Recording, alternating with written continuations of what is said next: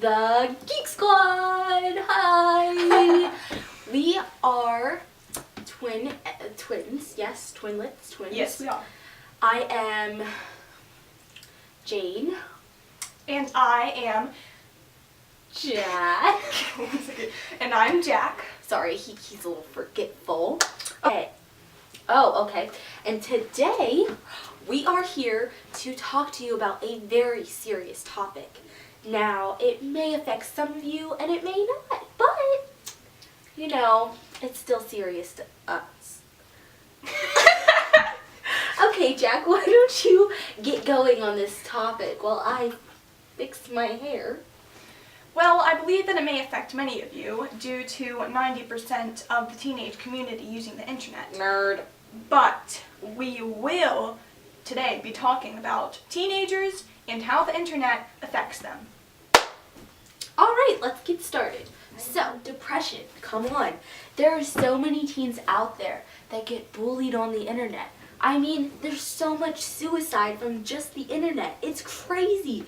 I know I've had friends that have had this problem and they've had this happen to them and they've tried committing suicide. And it's just terrible. Like, how about you? What do you think about the topic? Well, kids find it easier to bully each other because they're protected behind this screen like some sort of mask. They believe that they can be the villain on this virtual world that people have created for other people, mostly teens. And so they find it easy to target people with problems like this. True that. And then you have all those new movies that come out and they talk about depression and stuff. Like, they're supporting it. Like, no, that's not it. Like, no, you can't do that. They're making kids want this stuff. Like, it's not a good thing. And then you have all those inappropriate things on the internet that add on to all of this. And then they support kids on smoking and drinking and even things like sexual harassment. Like, it's all because of the internet. Well, what she's trying to get across is that many teens who are popular on the internet like to idolize things like this, make it, glamorize it, romanticize things that are serious, that are not right. Right. But they make it appeal to this younger crowd. And it's just ridiculous, because then when these kids go to school, like, they turn themselves into something they're not, and then kids don't want to be their friends, or they get mixed in with the wrong group, and it's just terrible, and it just doesn't make any sense.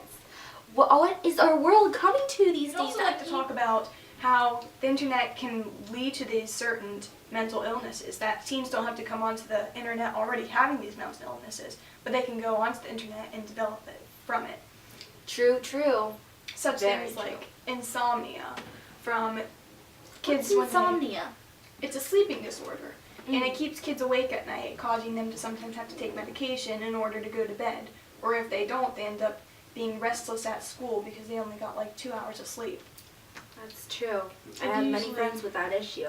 It usually develops when the kids are stimulated online, and then once they get in bed, they just lie awake because they're no longer stimulated. They're just there, and they can't go to bed. Their mind is already up and ready to do things and be productive, but they can't. They need to wind down. They need to wind down, and they can't.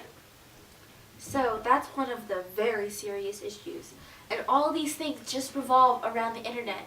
I know that the internet helps us, and I know that the technology we have today helps us, but look what it's doing to our teens. I mean, I know that I personally struggle with it. I know you personally struggle with it. We all struggle with balancing our schoolwork and balancing our friends and then the internet and then bullying and all that stuff.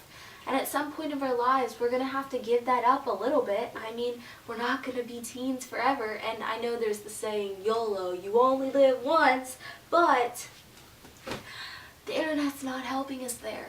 Well, Jane, I'm fearing for the future of these kids who are being affected by the internet. I mean, if they're so focused on the internet and other people's lives or making their lives look great on the internet, they're probably not focusing as well in school. And right now, they might think, oh, it's only a 1F, it's not going to affect me. But once they go on later on and can't get accepted into any colleges, and they end up being unsuccessful, And then that's where it starts becoming scary. And then they think that they could make a living off of YouTube. I'm sorry, but PewDiePie is going to have to retire at some point. And it's not like he's making millions. Very much so. Yeah, so that's a serious issue that our teens really need to get across. As well as insomnia and procrastination, the internet can also lead to things such as depression, where it can make people think it's okay to be depressed because it's cute, or it's cool, or it's trendy. Which it's not. And then they support self-harm, and they support drug addictions, like we said before. All of this just all comes back to the internet. I mean, come on. I bet there weren't nearly as many suicides 20 years ago as there are today. All of this is because of how much the internet has impacted our society. Well, it can be a bad thing, but it can also be a good thing. We're never going to be able to get rid of the internet because it's such a big part of society today. I mean, I know I love it, but it does have its downs, like we've been talking about. It does have its cons. We should probably move on to a more positive side to this. Yes, we probably should. Well, let's talk about something that not too many of us are really positive about, which would be school. Yes, there is another option. Online school, whatever you want to call it, cyber school. It helps kids who get bullied at regular school to have a break, you know? And there's also lots of advancements in technology with school. There might even be online textbooks soon that we use in the classroom. I know there are right now for homework, but like soon kids might be bringing their tablets to school instead of their books. Well, I know next year our school's going to be giving us laptops.